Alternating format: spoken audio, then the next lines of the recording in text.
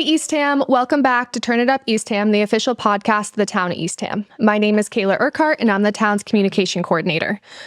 Thank you for joining us on episode 4. Today, we're going to dive into the world of assessing, and we have our director of assessing, Colleen Mercurio, here with us today. So, Colleen, welcome. Thank you. And can you tell me a little bit about yourself, your role in Eastham, and what made you kind of come into the world of assessing? So I've been in the world of assessing for about a little over 10 years. With Eastham, I think about 3.5 is when I came into Eastham. And I mean, it wasn't like this lifelong goal of mine to make it into this field. I don't think it's anyone's that falls into assessing. I think you just kind of fall into it. Yeah, you just do it. Yeah. I mean, it was just kind of the right place and the right time. And then it just appealed to me. It's nice to be, I think, part of something bigger. I know you're playing a part in, a municipal experience where you're part of creating like a financial stability within the town and kind of the community. So it's nice to be a part of that. Very nice. Yeah. What would you say your number one job is in the assessing department? Well, the primary role of an assessor, I think, is to just establish a full and fair cash value of all real and personal property as of January 1st of any year. And there are a number of things that go into that, but that's kind of the long and short of it. I mean, there's real estate tax, there's personal property, there's motor vehicle. So it's kind of the creating of all of those bills and then the abating of any that need to be if they were kind of billed in error. But okay, so probably the biggest one of that is properties in Eastham. Can you tell us a little bit about how properties are valued? Yeah, so I mean, the way that the Department of Revenue oversees all assessment, and they kind of give you guidelines of how you have to come up with a valuation that they'll eventually approve. So the way that it's done, it's on an annual basis for the most part. You look at all of the sales from the previous calendar year, and you look at all of the ins and outs of the sales, like the locations of them, the styles of the properties, the year built, the qualities, and you see what things sold for, and then you have to, it's the requirement that you bring them up to 100% fair market value. All of the properties in the town have to kind of match what that fair market value is. So that might mean in some years, if capes were selling for higher than we had them assessed, then you'd start tweaking the cape values to bring them up. Maybe an area is selling higher than another area in town. That would mean that the land value had to be brought up in that location. So there's a lot that goes into it, but that's kind of the long and short of it. It's all based on sales. Okay. I guess I didn't realize it gets like that granular and like topics, house type, location, all of that. Yeah. You really have to break it down. It's kind of a statistical analysis in the background where you look at any little variable that could be contributing. And sometimes it's something very small that has to be tweaked, but it would be consistent among all things that have that attribute. Yep. All right. That makes sense. Can you kind of talk about a little bit why property taxes have gone up in the last couple of years? Yeah. I think that's definitely a big question It's a big everyone question. has. It's a question we get fairly often in the assessor's office. And I can assure you it's not because, I have this wicked plan to just increase everyone's taxes. I think that's kind of sometimes the view people have of the assessor. And it's also not because everyone has gone out and just made major improvements on their property. For the most part, it's because I think it initially started like right after the COVID era. There was this COVID boom, people call it. And I think a lot of people were moving away from cities and just buying up properties for, there were almost bidding wars over these properties. There were only so many, and people were willing to pay, $100,000 over what the asking price was just to get that home away from the city where they could, work remotely and then go to the beach or something. So it all started when people just were paying ridiculous prices for these properties. And then it's it's still kind of doing that. It's just it's fading off a little bit, but I mean, obviously for different reasons now, but now values are just so high and people are still just paying those prices. So some of these things are completely out of the town's control. 100%. Yeah. Okay. I mean, it's really the community, the neighbors, the people who are willing to, pay these prices to come into Eastham. It's a desirable place to be. So, I mean, it's a beneficial thing that we have, obviously, that people will just pay so much to be here. It's a great place, but it's impacting everybody. There's kind of the fallout of that is that all these values go up and make it an unaffordable place. Okay. Yeah. So kind of going back to just how a property is assessed. Another question we always get is who's walking around my house and why? Right. Can you talk a little bit about that? Yeah. So that also kind of falls back onto I say DOR, sorry, I should probably explain what these acronyms are, but the Department of Revenue has these requirements on assessing and valuation. And within those requirements, they require that within a 10-year period, a house has to be visited. So what we do cyclical inspections for, properties that haven't been visited in a while.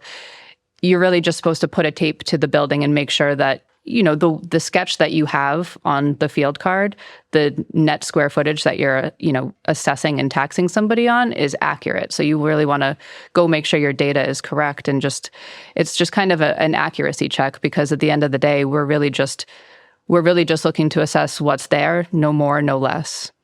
So our field appraiser is often out there walking around.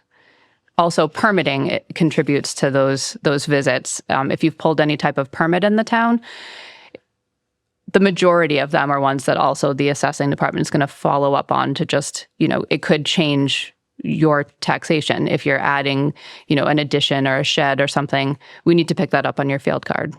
Okay. So can you also touch on if a property owner feels as though their tax class has been wrong? Yeah. So there's a whole process, and we're actually in that period right now.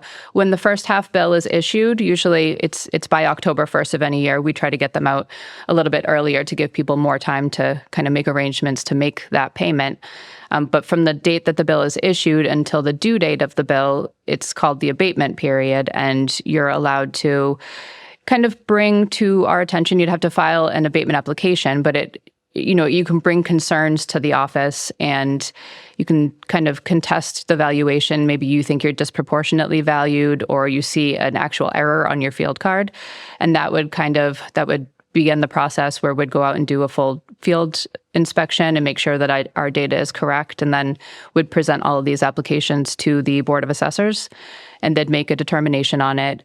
They have 90 days to act on your application, and then 10 days from their decision, you'd be notified as to the outcome.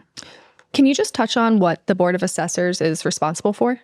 Yeah, so they pretty much oversee the assessing department. So anytime there is any type of adjustment to or commitment of taxes, they are voting on that to kind of just make it legitimate, I guess. So, a commitment of real estate taxes or motor vehicle taxes, they'd be viewing that and signing off on that to then pass along to the treasurer or collector to receive those taxes. So it's just part of the whole process.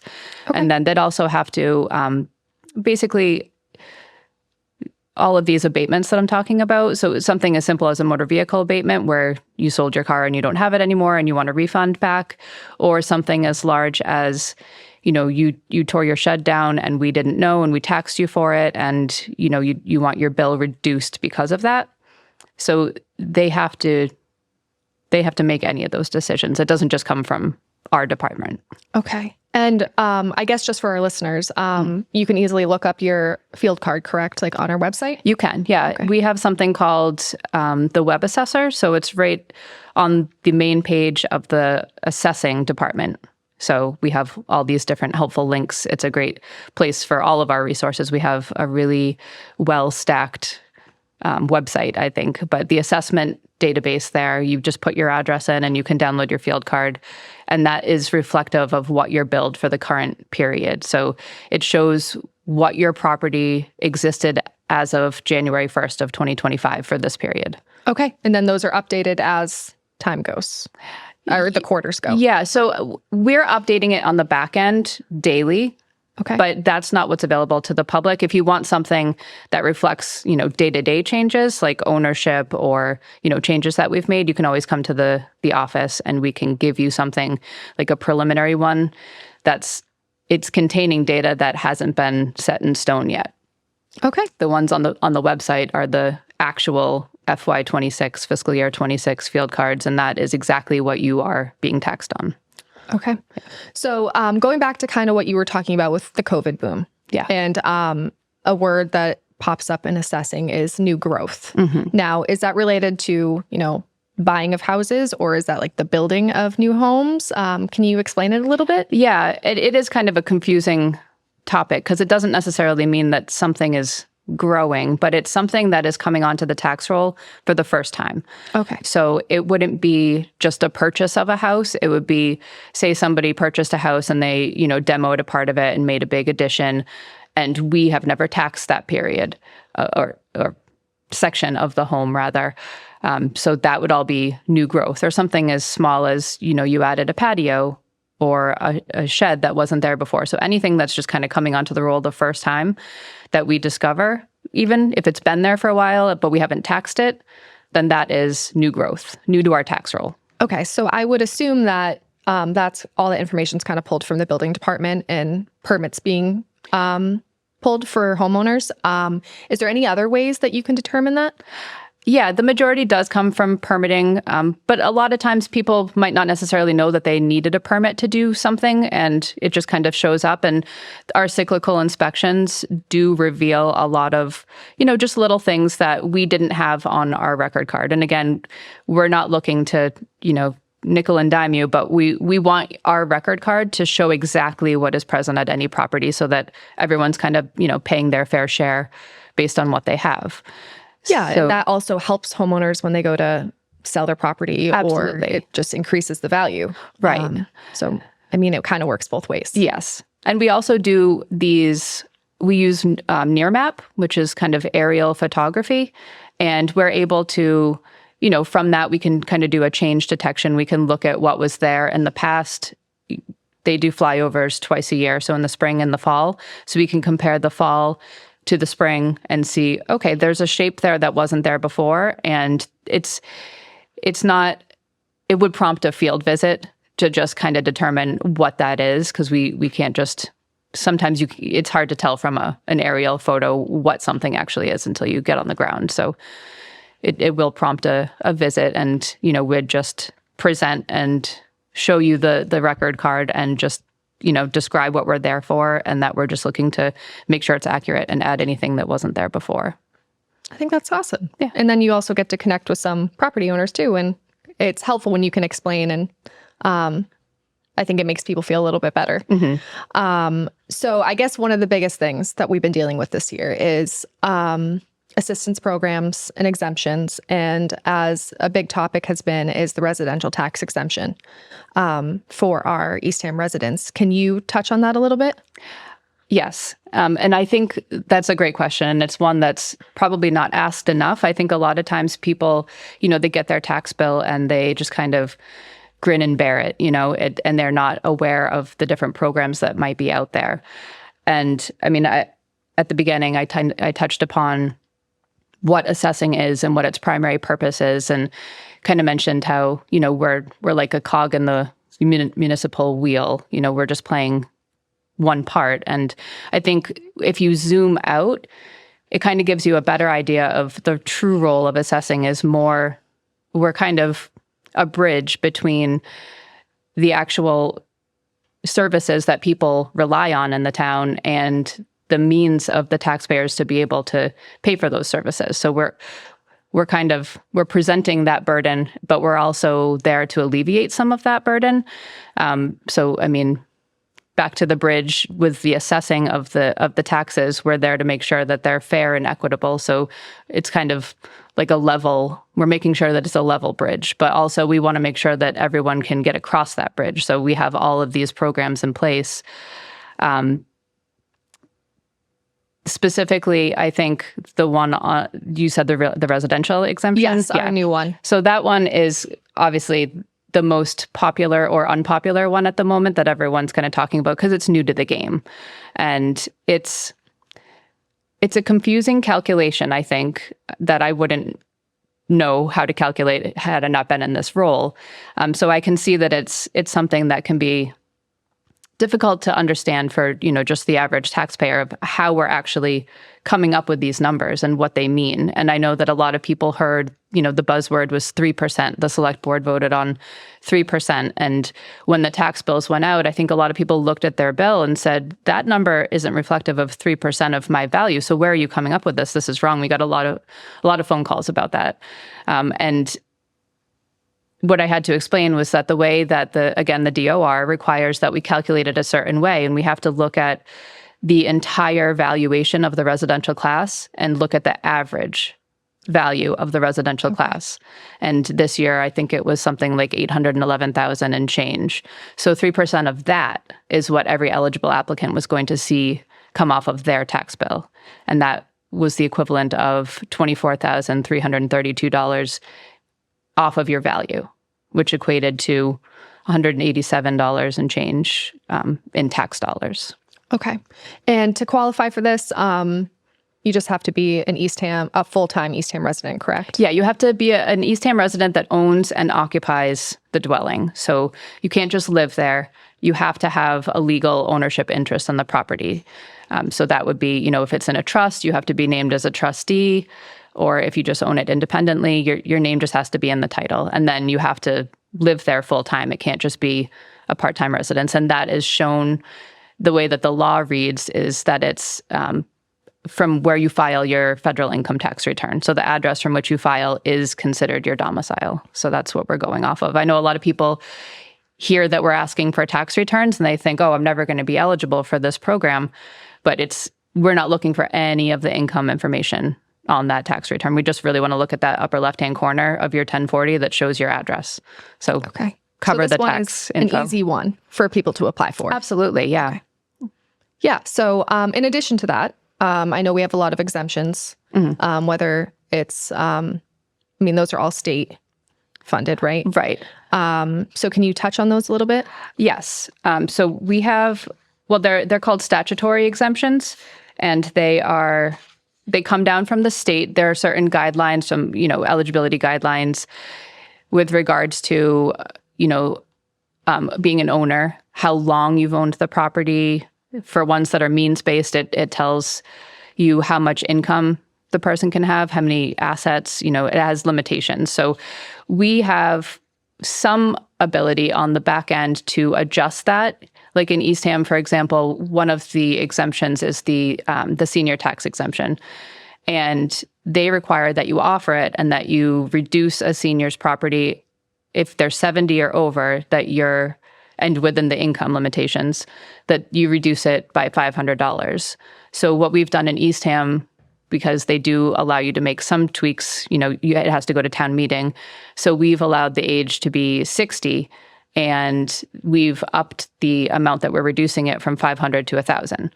So the state reimburses that 500, but we kind of take on that extra, the other 500 to give that additional benefit. Okay. And that's just one of the programs. So the senior exemption, I spoke of the income limitations. So for if you're single this year, it's $30,536. And if you're married, it's $45,853. So that's annual income combined. And that is all gross receipts. It's not the adjusted income on your tax return. It's all gross receipts. And then there's also asset limitations. So it's roughly $49,000 for single and $67,000 for married. So it's pretty strict, and it kind of disqualifies a lot of people automatically because, maybe you have not a very high annual income, but you've saved for, your future, and you have more than $49,000 in assets, So it's one program that does work for some, but it's not a catch-all. Okay. Yeah, that makes sense. And we also have other exemptions like a veterans exemption and a blind exemption. Am I right? Yes. So we have the veterans exemption, another statutory exemption that, it comes down from the state, and there are different criteria.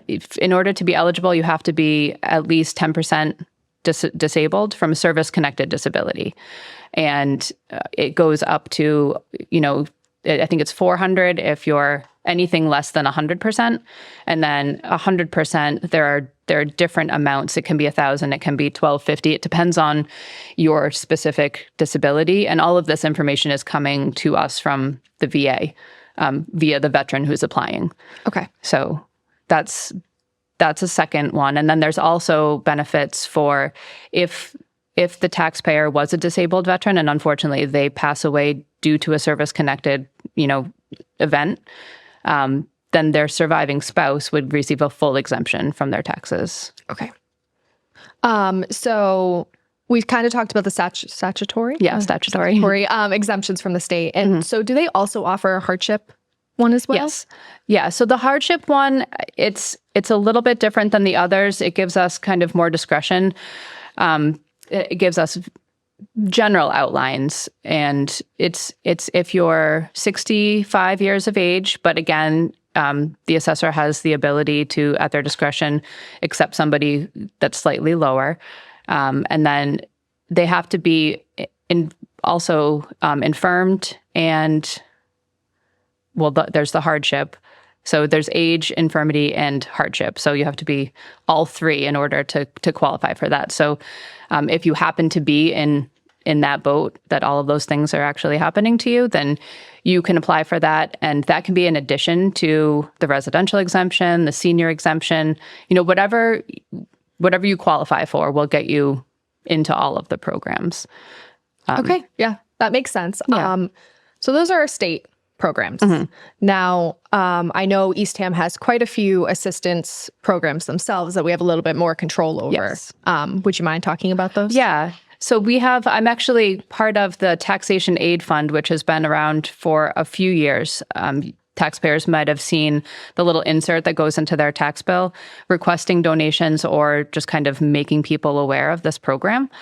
And what it is, it's based on donations from taxpayers. So there'll be a fund. And in order to be eligible, we're revisiting these income thresholds this year because we want them to match up with the other programs in town and make sure that there are no gaps. So in the past, it was, I think 35,000 was the income limitation for single and 45,000 for married.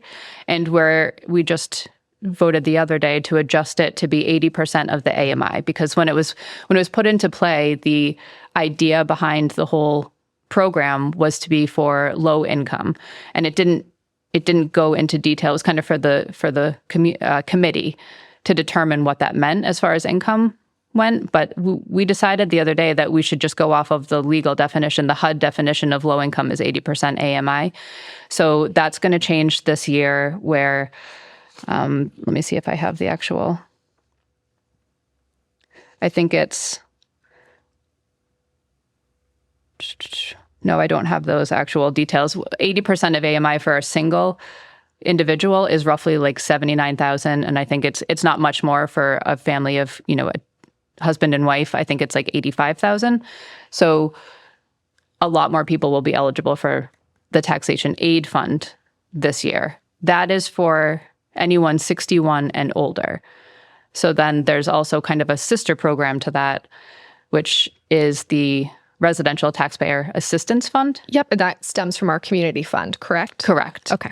Yeah, so that one is kind of for anyone 60 and under, and the income guidelines are slightly different. They're two different programs, and I think this one was more targeted towards working individuals who are just, struggling to pay their taxes. All of these are reductions in what you owe in your taxes. It's not a check, it's a reduction. So for the Residential Taxpayer Assistance Fund, that's 200% of the AMI, which I'm not going to go through what that means for each, family level. We'll have it on the website. Yeah, it's all on the website. But just to give you an idea, 200% of AMI, if you're single, is like 166,000. So, or for a family of four, it's like 240,000. So most people will be eligible for this program. So it's a wonderful program. I think the guidelines and the applications are all on the website, and it's just kind of to lessen the burden of this tax bill that has gone out. Yeah, and I think it's great that we actually have a program for the working class and people under 60 because we don't have many programs that just support families and other local hardworking people in town. Absolutely. So I know another two programs that we have are senior related. So we have the senior tax deferral and then the senior work-off program. So do you want to talk about those two? Yes. So the tax deferral is really, it's not making your taxes go away. It's just making them you're just putting them off for another day. So maybe you do that until, you're just in a temporary situation and you know that you have money coming in shortly and you're just it'll help you make ends meet until then. Or some seniors can choose to kind of defer them indefinitely, and then upon their passing or the sale of their home, that's when they'd be due back to the town. So a lien is put on their property for repayment of those taxes, and then the senior work off. Yeah, the senior work off one. Cool. It is cool, and I think it was a lot bigger before COVID. I think we had a lot of people volunteering, just at like the front desk or doing scanning or other clerical work. But that kind of dropped off with COVID, I think, and we're trying to get it back up and running. So it's really taking seniors who are, still active and able to perform tasks, things that they used to be, part of their daily routine, maybe when they were working, that they still, it helps them kind of contribute to their community and still feel like they're doing what they're able to do and what they know how to do. They've got more experience than a lot of the people who are actually working in the town hall. They've already done this for a long time. So we match them with an area of need in the town, and it reduces it's almost like it's like a donation of their time, essentially. Okay. And they are given $2,000 off of their taxes. So they're paid at the minimum wage. So it's however many hours that adds up to get to 2,000. And then the only caveat with that is that it's considered income for federal tax purposes. So they still do get like the FICA and med off of the taxes. So it doesn't equate to exactly 2,000. It's like, 1,800 and change or something. But so that may deter people from wanting to do it because it might impact your Social Security slightly, but probably not if you're really, having a low income already. It usually doesn't make too much of a difference and change what you have to do with your tax return. Okay. And then so there's also the provision in there that if you're not able, we have the angel provision. Right. And that one is new for I think a couple years ago we put it into play. And what the angel provision does, it's for, someone who is not able to perform those hours themselves. They're not physically capable. And we have a lot of people already volunteering in town. So it's kind of like we'd pair them with, say, seniors at the high school who are donating their time to run soccer events. So would pair an angel with some seniors, and they'd do the donation of the hours in exchange for a reduction in the seniors' tax bill. So it's the senior's still the person that would receive the reduction and be considered, it'll be considered their income. It's just the work is being done by somebody able-bodied. Okay. I mean, that's awesome. It's a great program. Yeah. I mean, so all of that information's on our website, right? Mm-hmm. And hopefully we get more people signed up for that because we definitely have a lot of young people volunteering in the community, and it would be great to help some older residents. Yeah. So that's all the questions I have for you. Okay. I would say, if any resident out there listening is interested in donating, we have the community fund, mm-hmm. and we also have the tax aid fund, mm-hmm. Both in which Colleen touched on, and they're both great not organizations, but great funds to donate to. Absolutely. And if anybody needs assistance from those funds, now is the time to reach out. Applications are available. Awesome. And they just come see you, right? Come see us. Find it on the website. Or the website. Yeah. Okay. Exactly. Well, great. Thank you so much, Colleen. I really appreciate you coming on the show. Yeah. And hopefully we answered people's questions kind of around assessing and how property values are determined, and some programs that are out there to really help people. Thank you for having me. You're welcome. Before we end today's episode, I just want to touch on a few community events that are coming up in town. We have the 19th annual duck race that is on Saturday, November 22nd at 2 p.m. at First Encounter Beach. So grab your yellow numbered duck and watch them race down Bees River and maybe win a Thanksgiving turkey or pie. Registration starts on November 10th with the Eastham Rec Department. So give them a call. All the information is on our website and Facebook. Then on Saturday, December 6th from 4 to 5 p.m., head to the Eastham Village Green for a holiday village, which will have caroling, village lights, and tasty treats like cookies and hot chocolate. All thanks to our Eastham Beach and Rec Department. Thank you for putting on this wonderful holiday event. Both of these community events are a great way to kick off the holiday season with friends and family, so please consider joining us. So those are it for our community events. Please remember that you can submit your questions at social media eastham-ma.gov to be answered on this show. That's going to be a wrap on today's episode of Turn It Up Eastham. We hope this conversation helped shed some light on our assessing department and programs available to residents in need. Thank you for listening. If you enjoyed this episode, be sure to subscribe so you never miss out on updates. You can also find more information on our website and follow us on social media for the latest news and updates. We'll be back soon with another episode where we'll be bringing you stories, updates, and insights from around Eastham. Until then, take care, and thanks for tuning in to Turn It Up Eastham.